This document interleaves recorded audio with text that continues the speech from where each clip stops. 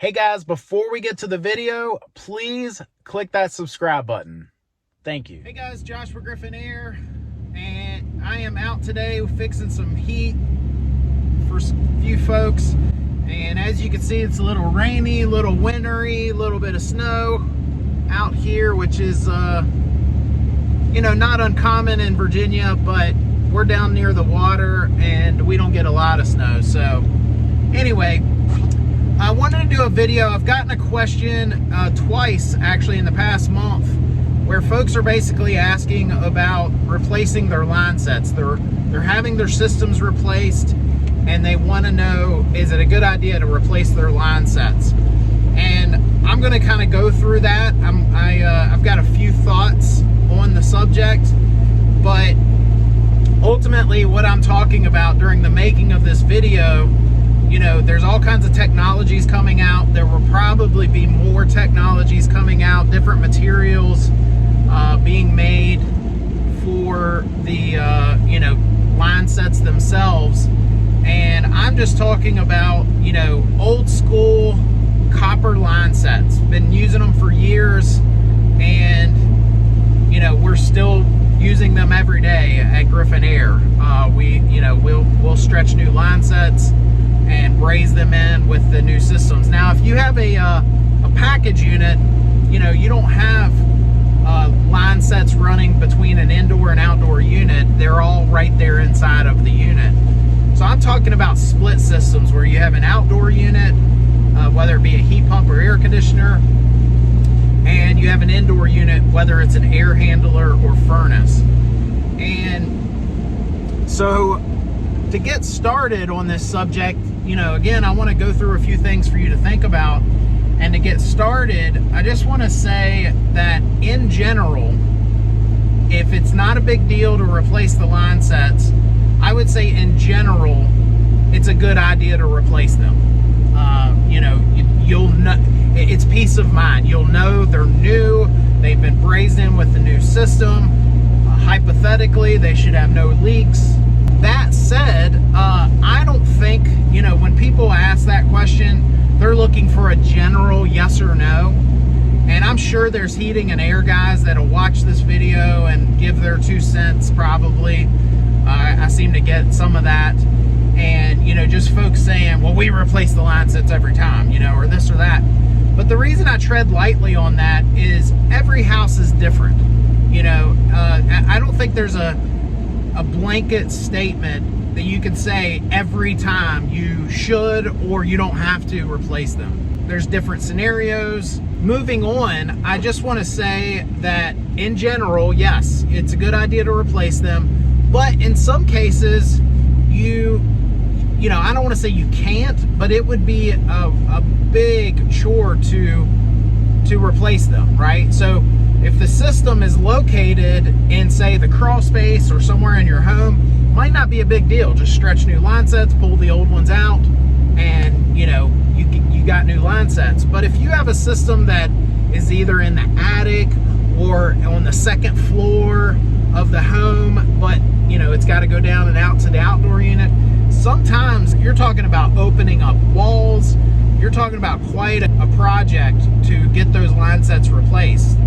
And I would, here in Virginia, it's not unheard of for the systems to be in the attic, for the air handler or the furnace to be in the attic. I think the further you go south, the more that's true. You still can, in a lot of cases, replace the line sets. You may have to run them on the exterior of the home if you don't want to open up walls and stuff. And then we encapsulate that in what we call slim duct, or there's other brand names, but it's basically a vinyl tube of some type. It kind of looks like downspouts from your gutters running down the side of the house, but it's made of vinyl. And so, you know, it's not that big a deal if you know, if that's possible or you're okay with that. But let's just say you know, you don't want that. You know, it's not in the cards. Let me say this, there is no difference between the line sets that we installed 20 years ago with R22 systems and the line sets that we have today. They're the same thickness, best I can tell. you know, the pressures went up when we went to 410A, and you can hypothetically reuse the line sets. Now, if you do reuse the line sets, obviously you want to pressure test them. In some cases, flush them. It depends on your manufacturer. Some manufacturers say they do want you to flush them. Some manufacturers say we don't want you flushing them. I would just follow whatever they say. They have their reasons for saying one way or the other.